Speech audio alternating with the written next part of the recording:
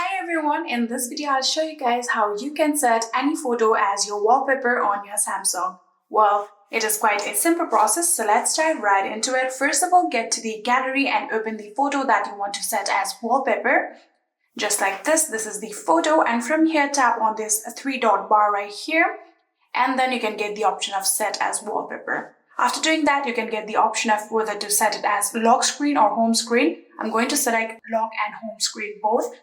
And after doing that, here you can see I'll get the adjustment option. So if you want to edit something right here, for example, I want to set this side of the photo as wallpaper, you can do that. And you can also get the option of editing it or adding the effect or something like that. If you want to do that, you can do that. And when you're done with it, tap on done right here.